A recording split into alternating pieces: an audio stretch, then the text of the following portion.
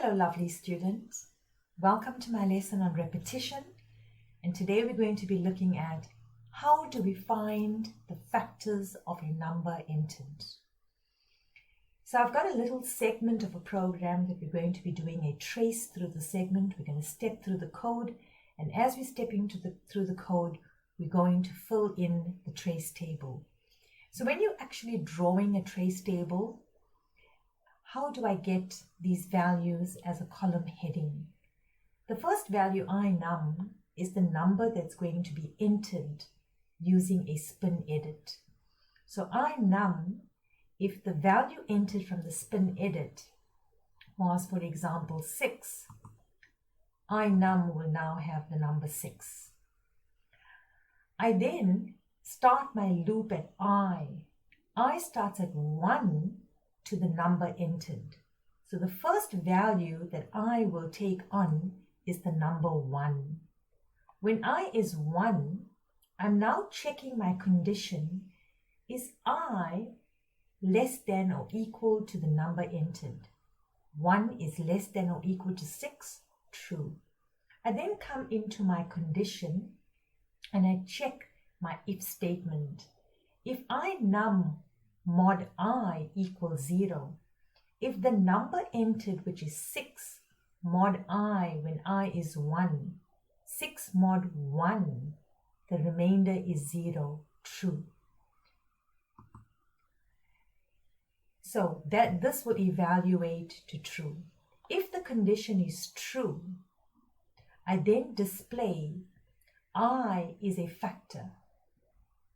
So again, if the number mod I equals 0, it means that if my remainder is 0, then it implies that I is a factor of the number. It means it can be divided and the remainder will be 0.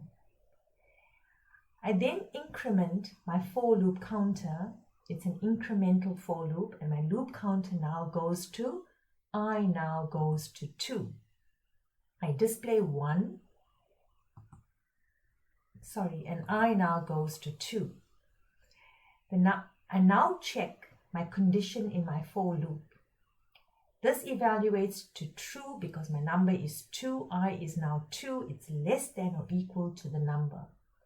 I then come into my if statement and I check. If inum mod 2 equals 0, so we're actually saying 6 mod 2, is the remainder 0? And yes, it is true. I then come in and I display on my rich edit the value of I, which is now 2. Increment again, I increments to 3, and I go back up, and now the value of I is now 3.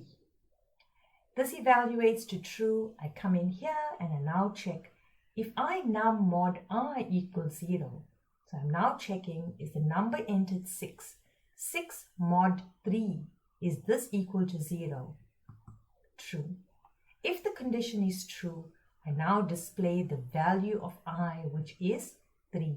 So which means I is now a factor of the number. I increment my loop and my loop counter now goes to 4. I now come in here and I'm checking if inum mod I equals 0. 6 mod 4, is this equal to 0? No, and my answer will be false. It's not. If it's false, I do not execute the statement in the if. I go back up and I is now 5. I now check if is 6 mod 5 equals 0. Is the number entered mod I, is 6 mod 5 equal to 0? No, it's false, and I now display I now becomes 6. Remember, if it's false, I do not execute the statement in the if. I go back up and I is now 6. I come in, my if statement is 6 mod 6 equal to 0. True. I then display the value of I, which is now 6. So we have seen that the formula used to find factors is the number entered mod I equals 0. And the value of I each time is going 1, 2, 3, 4, 5, 6. It's starting at 1 and it runs to the number entered. And I was able to find factors of 6, which is 1, 2, 3, and 6, and display the factors of the number entered. Let's go and take a look at the Delphi code. So all I'm doing is I'm getting a value from a spin edit. I've got a rich edit to do display and a button to find factors. So let's look at it. So again, I'm running, excuse me, I'm getting a value from a spin edit. I'm running my loop from 1 to the number. I'm using the formula. If I num mod I equals 0. So we're testing if the number modulus I equals 0. We're testing if the number modulus I equals 0. If the remainder is 0, then it means that I is a factor of the number. And then I'm displaying the value of I. Okay, so I'm just going to put in a comment here, formula to find factors. And remember, your loop must run. Loop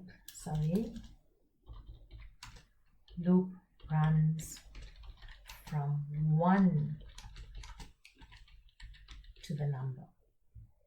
All right, so let's run it and see how it works.